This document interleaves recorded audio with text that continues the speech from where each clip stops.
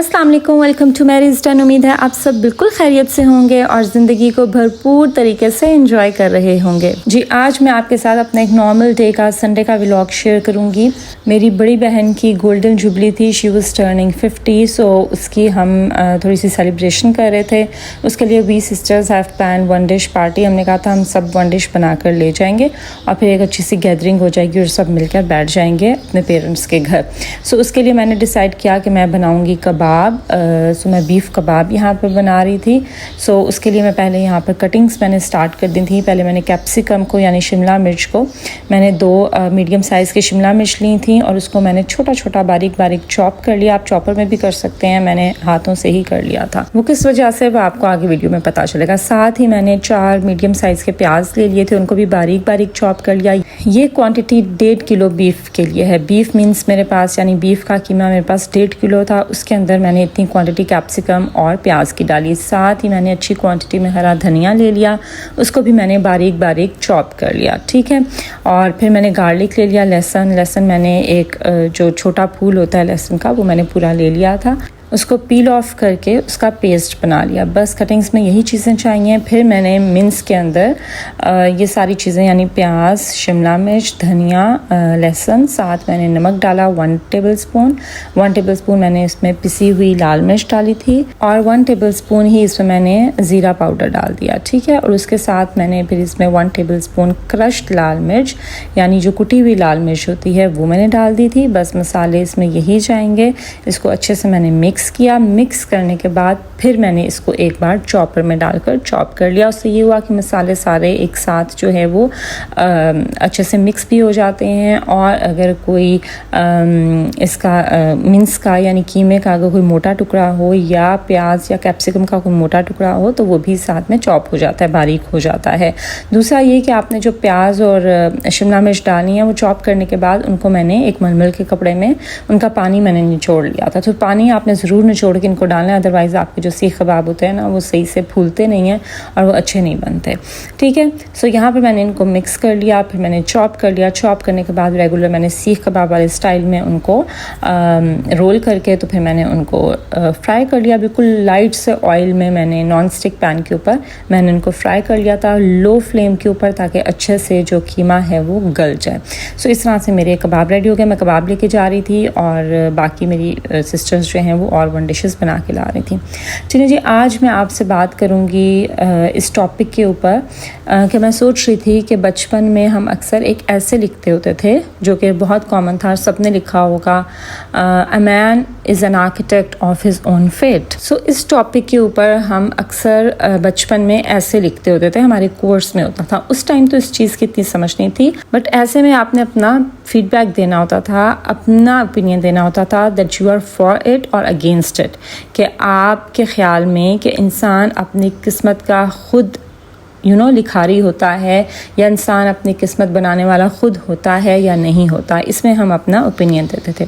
सो उस टाइम तो बस जो हम हमारी गाइड बुक्स होती थी उनमें जो ऐसे होता था हम रट्टा मार के लिख लेते थे। लेकिन आज मैं सोचती हूँ कि a man is an architect of his own fate, कि क्या हम अपनी तकदीर खुद लिख सकते हैं।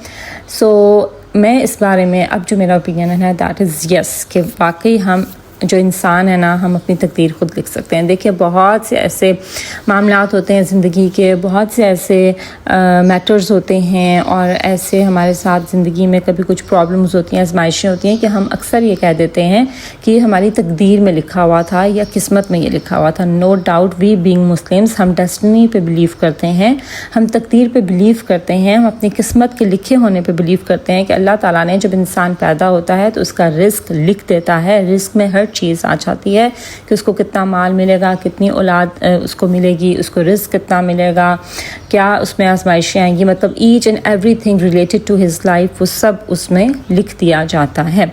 लेकिन जहाँ पर अल्लाह ताला ने ये कहा है वहाँ पर अल्लाह ताला ने ये भी बताया है कि इंसान जैसा गुमान रखता है उसके साथ वही मामला होता है। پھر اللہ تعالیٰ نے انسان کے ہاتھ میں یہ کنٹرول دیا ہے، اس کو رائٹ اور رانگ بتا دیا ہے، بٹ فیصلے کا اختیار اللہ نے انسان کو دیا ہے۔ ہم کوئی بھی برائی کر کے ہم یہ اس کی جسٹیفیکیشن نہیں دے سکتے کہ یہ تو میری تقدیر میں لکھا ہوگا، نہیں۔ اللہ تعالیٰ نے آپ کو اچھائی اور برائی کا راستہ بتایا ہے، لیکن جو آپ کی ڈیسیجن میکنگ ہے، جو فیصلہ کرنے کی طاقت ہے، وہ آپ کے ہاتھ میں رکھیے کہ آپ نے کس پاتھ کو چوز کرنا ہے۔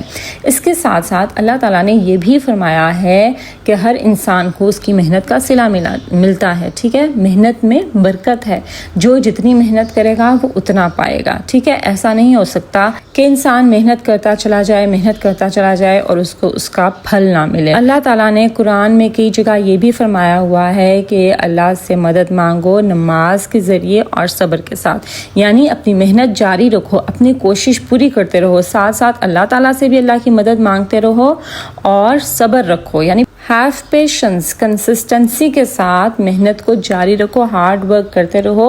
اگر تمہیں ابھی اس کا صلہ نہیں مل رہا تو your hard work will surely pay off, آگے چل کے آپ کے صبر کے ساتھ آپ کو ایک نہ ایک دن اس کا پھل ضرور ملے گا۔ تو ہم ایسے نہیں کر سکتے کہ ہم ہاتھ پاؤں چھوڑ کر ہم بیٹھے ہوں اور ہم کوئی محنت نہ کریں، ہم کوئی کوشش نہ کریں، اور ہم صرف یہ کہتے ہیں کہ ہماری تقدیر میں یہ لکھا ہے، ہماری قسمت میں یہ لکھا ہے، اس لیے ہمارے ساتھ ہو رہا ہے۔ نہیں، A man is an architect of his own fate اگر کہا جاتا ہے تو اس وجہ سے کہ انسان اپنی کوشش سے، اللہ سے مدد مانگ کے، اچھے گمان کے ذریعے، دعا کے ذریعے، صبر کے ذریعے انسان اپنی تقدیر کو بدل سکتا ہے۔ دیکھیں آزمائش کیا ہے، آزمائش جو ہمارے اوپر آتی ہے وہ اصل میں کیا ہے؟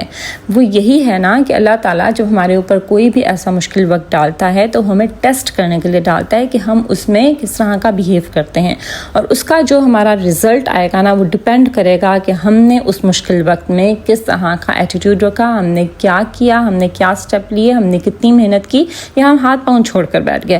obviously اگر فار ایگزامپل اگر آپ کہیں پانی کے بھنور میں پھنس گئے ہیں اور آپ ہاتھ پاؤں چھوڑ کر آپ بس خود کو پانی کے حوالے کر دیں تو آپ obviously ڈوب ہی جائیں گے، لیکن اگر آپ اپنے زور بازو پر بلیو کریں، اللہ کی طاقت پر بلیو کریں، تو آپ ہاتھ پاؤں ضرور ماریں گے، باہر نکلنے کی کوشش کریں گے، ساتھ ساتھ اللہ سے مدد طلب کریں گے، اور انشاءاللہ آپ اس سے باہر نکل آئیں گے۔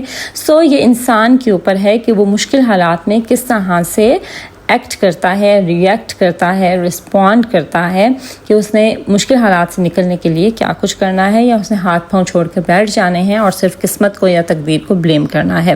اگر ہمارا بلیو ہے کہ ہماری تقدیر لکھی گئی ہے تو ہمارا بلیف یہ بھی ہے کہ قرآن پاک میں اللہ نے لکھا ہے کہ تم جتنی محنت کرو گے میں تمہیں اس کا صلہ دوں گا۔ اگر ہم اپنی زندگی سے شکوے شکایتیں کرتے ہیں نا تو آپ یہ بلیو کریں کہ آپ اپنی زندگی کو چینج کر سکتے ہیں، اس کا اختیار آپ کے اپنے ہاتھ میں، کس طرح سے محنت کر کے، اپنے مائنڈ سیٹ کو بدل کے، اپنی ہابیز کو بدل کے، اپنی عادات کو بدل کے، ان احکامات پر عمل کر کے جو کہ اللہ تعالیٰ نے ہمارے لیے نازل کیے ہیں، ٹھیک ہے؟ اللہ تعالیٰ کا جو زندگی میں دیر یا جلد آپ کو سمجھ آ جاتی ہے کہ جو احکامات اللہ تعالیٰ نے آپ کے لیے نازل کیے ہیں ان میں ہی آپ کی بہتری ہے، آپ جتنا جلدی اس کو سمجھ جائیں وہ بہتر ہے۔ اور یہ جو آج ہم بات کرتے ہیں نا ہیبٹس کے اوپر، لائف سٹائل چینج کے اوپر، ایٹنگ ہیبٹس کے اوپر، ہیلدی ہیبٹس کے اوپر، اور کس طرح سے ہم اپنی لائف کو، اپنے مائنڈ سیٹ کو چینج کر سکتے ہیں، اٹس آلریڈی ریٹن ان قرآن۔ اللہ تعالیٰ نے یہ سب ہمیں، لائف سٹائل ہمارا کیا ہونا چاہیے وہ سب اللہ تعالیٰ نے ہمیں بتایا ہوا ہے۔ اب اگر ہم سکسیزفل لوگوں کی ہیبٹس میں دیکھتے ہیں کہ وہ مارننگ پرسن ہوتے ہیں، وہ صبح سورج نکلنے سے پہلے اٹھتے ہیں، تو یہ تو ہمارے اللہ نے ہمیں بتایا ہوا ہے، تہجد کے ٹائم اٹھنا، ٹھیک ہے؟ پھر رات کو ہم جو کہتے ہیں کہ ہم ارلی سو جائیں، تو یہ بھی ہمارے دین میں عشاء کی نماز پڑھنے کے بعد سونے کا حکم ہے، ٹھیک ہے؟ کہ رات کو جس ٹائم سورج غروب ہو جائے اس کے بعد بس آپ عشاء کی نماز کا ٹائم ہو، اس کے بعد بس آپ سو جائیں۔ تو اب اگر ہم ہیلدی ہیبٹس کو جتنا ہم ان کی ڈیپتھ میں جاتے جائیں گے، ہمیں تب ریئلائز ہوتا جاتا ہے کہ یہ تو ہمارے اسلام میں آلریڈی ہے، جو کہ سائنس ہمیں اب بتا رہی ہے۔ ہم اگر وہ ساری ہیبٹس اڈاپٹ کرنا شروع کریں، وہ لائف سٹائل اڈاپٹ کرنا شروع کریں، وہ گولز اپنے رکھیں اور وہ ان احکام پر عمل کرنا شروع کریں جو کہ ہمارے اللہ تعالیٰ نے ہمارے لیے حکم نازل کیا ہے اور ہمارے نبی نے، ہمارے ہولی پروفٹ نے ہمیں کر کے دکھایا ہے، تو we can change our life for sure. ہم اپنی لائف کو چینج کر سکتے ہیں، ہماری لائف کا کنٹرول ہمارے ہاتھ میں ہے، ٹھیک ہے؟ چلیں جی، یہ تھا ایک چھوٹا سا ٹاپک جس میں آج آپ سے بات کرنا چاہتی تھی، وہ میں نے آپ سے کیا، اور آپ نے ولاگ میں دیکھا کہ اس طرح سے ہم لوگوں نے ایک گیدرنگ کر لی۔ اچھا ہوتا ہے ٹائم ٹو ٹائم آپ کسی نہ کسی بہانے آپ سب گھر والے، بہن بھائی آپ اکٹھے ہو جائیں، کیونکہ سب اپنی لائف میں اتنی بزی ہوتے ہیں کہ اکثر ایک دوسرے سے ملنے کا، بات کرنے کا ٹائم نہیں ملتا۔ اس طرح کی چھوٹی چھوٹی خوشیاں، چھوٹے چھوٹے के ढूंढते रहा करें जिसमें आप सब फैमिली मेम्बर्स इकट्ठे हों और थोड़ी सी गपशप हो जाए, बातचीत हो जाए, सब मिल बैठ के खाएं पिएं एंजॉय करें, ठीक है। सो अपने हैप्पी मोमेंट्स को खुद ढूंढा करें और लाइफ को सेलिब्रेट किया करें। चलिए, that was all about my today's vlog. I hope कि आपको मेरी आज की वीडियो अच्छी लगी होगी। अगर ऐसा है तो इसको ज़रूर लाइक कीजिए, फ्रेंड्स और फैमिली के साथ शेयर कीजिए, मेरे चैनल को ज़रूर सब्सक्राइब कर दीजिए। This is Maria signing off until my next video. Allah Hafiz.